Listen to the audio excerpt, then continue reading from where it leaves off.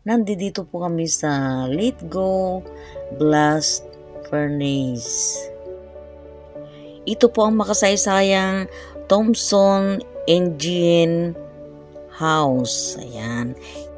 Ito na lang pong main building ang natitirang alaala na Thomas Engine House. Ito po ay may lawak na 25 meter high and 6 meter wide. Yun po ang taas at saka lapad po nitong towered over the blast engine house.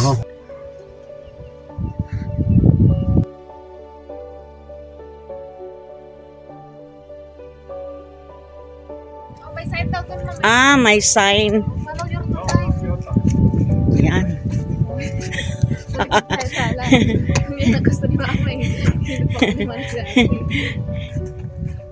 Pader na lang natira. Wala, be only one left. No fuel left. That's it. What? Bakas pa po dito yung mga building po na nasira. Largest engine in Australia. Ayan o. Base po sa Google guys, ang employees ng Thomson ay 5,000. Ayan, 5,000 na katao guys. Sa lawak ba naman itong building na ito guys? Teka. The Thomson Engine House. These are the foundation of the structure that housed horizontal reciprocating steam engine. So it has made 334 tons. At the time of installation in 1923, it was the largest engine of its type. Where's the engine? 19 ano ito? 1925. Oh, 1925. 1906. Teka. Magkano magbasa? 1920, ano ba yan? Yan o. You know what? We should come in here at the night. They all the lights and everything.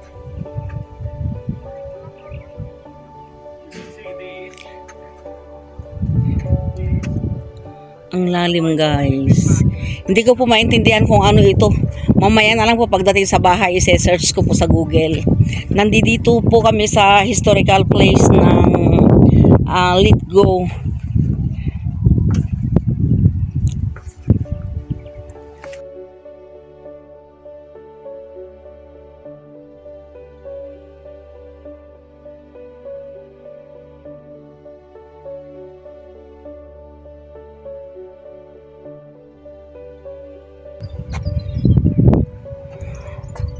Blue Mountain. Ayan.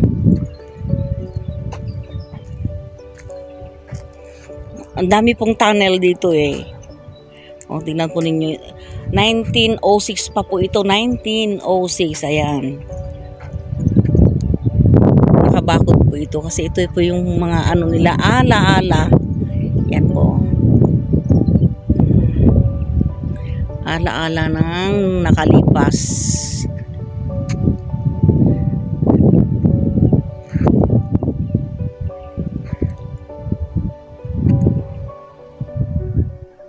Ayan po yung sasakyan namin. Titingnan po natin yung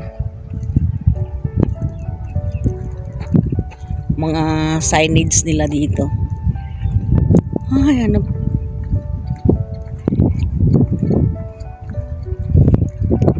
Ayan po yung mga upuan nila dito. Siguro may mga times po siguro maraming tao rito na namamasyal. Nanggagaling sa iba't ibang lugar po ng Sydney and iba't ibang panig po ng mundo. Curious lang po ako dito guys. Ang ganda-ganda po. Kakaiba. Yan. Oh. Lithgow Blast Furnace Park. Ayan. Ay. 1788 hanggang 1988. Ayan.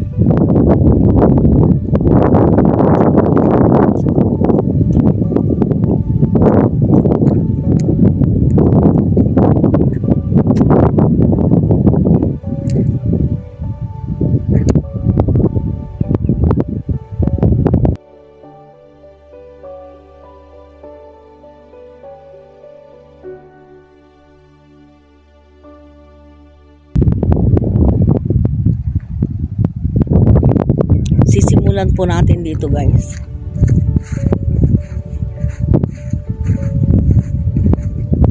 Hindi ko po malalaman kung anong historical place ito. Kasi guys, first time ko pa lang pong makarating dito at maraming salamat po sa manugang ko at saka sa aking anak na para dalhin dito sa Australia ng makapaglibot-libot man lang, guys. Yan.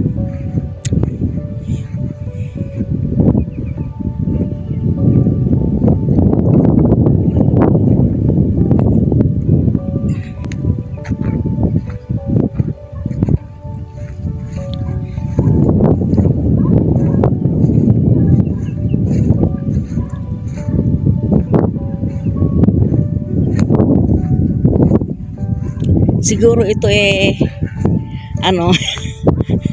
mga takip siguro to, guys, takip ng tunnel. Ewan ko. Alam nyo, guys, pinagtatawanan ako ng anak ko at saka yung manugang ko. Syempre guys, first time ko pa lang po, kaya nandito na rin lang ako, kaya lubos-lubusin ko na po. Igagala ko po kayo.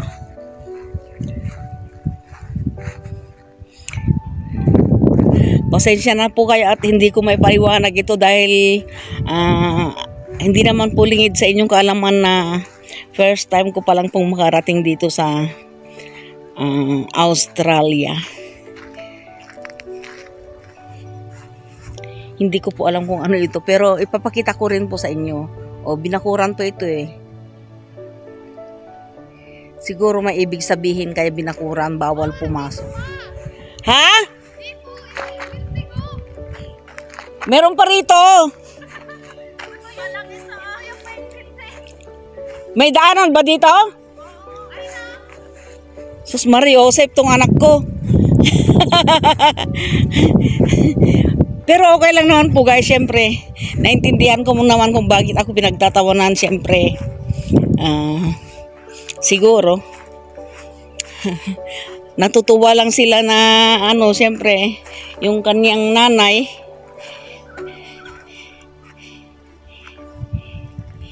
ay nakikita nila na masaya na naglilibot-libot po dito. Dito na po ako. Ang dami pong mga tunnel, in fairness, yan.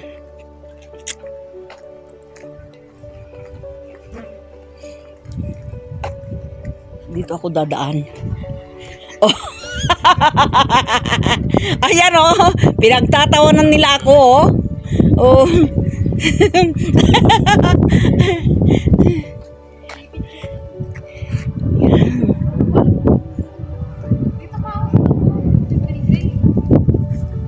Yan doon ang building. Nangalay na ako, guys. May bubong ito dati, nak. Grabe, ang lalim nito, Ito yung itsura niya dati, ma. Ito daw po yung itsura niya dati. Ayan. Tapos ito na yung building. Ay, tama yun. Up.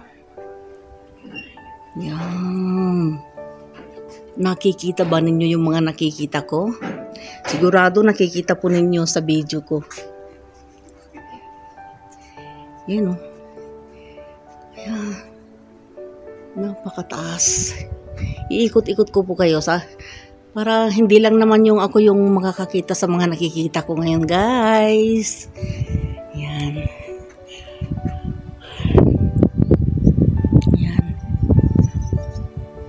Ito po ang view dito sa Blue Mountain.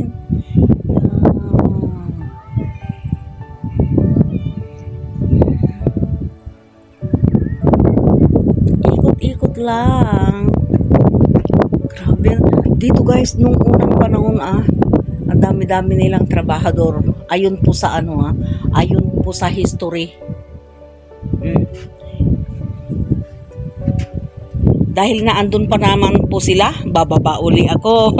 Ang kulit-kulit ang inyong hindi, pasensya na po kayo. Yan.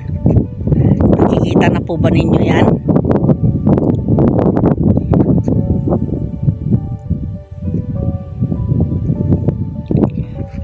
Para po hindi na po kayo mag-google. Ayan po.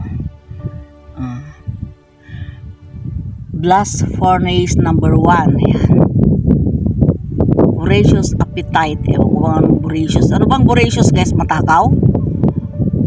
1907. Grabe. Ano ba ito, guys? Hindi ko na kasi babasahin. Mamaya ko na lang ito babasahin pagdating sa bahay. Oh! Nasaan kayo? Oh, alis na raw sila, guys. Hindi ko na po may pagpapatuloy na ano kasi nagmamadali sila. Yan po. Ewan ko ano itong mga ito, guys. Oh. May ginanap daw pong mga movie dito. Ewan ko kung ano yun. Makaalis na nga. Nangungulit na ho sila eh. Sayang at hindi ko na ipakita yung mga ano sa inyo.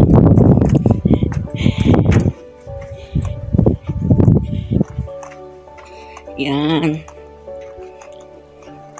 At least yung kalahati po ng history ng ano na to ay naipakita ko na po sa inyo. Ayan, no? Ano ito mga ito? Mamaya po babasahin ko yung ano dito sa Google. Sa Google na lang po tayo mag-ano.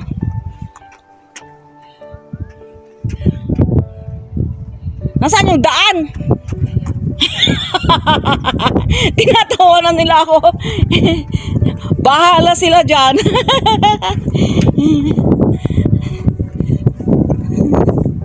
Oh, boiler house. Bahala sila dyan. Basta ipakita ko sa inyo, guys. Oh, yan po yung ano nila dito. Yan po yung history dito, guys. Kanina nga, guys, nagbibideo ako, nalaglag itong cellphone ko, tawa yung manugang ko. Ay, sabi ko, bahala kayo. November 1928, guys, Australian Iron and Steel formed and announced that the let-go operations would be shut down. Ayan, nalugi daw, guys. Demolition work began in 1929. By 1932, the works had been dismantled. Ayan. Sabi po dito, many families including the Mortlocks of S. Bank House had already transferred to Port Kembla, riding out the depression down there.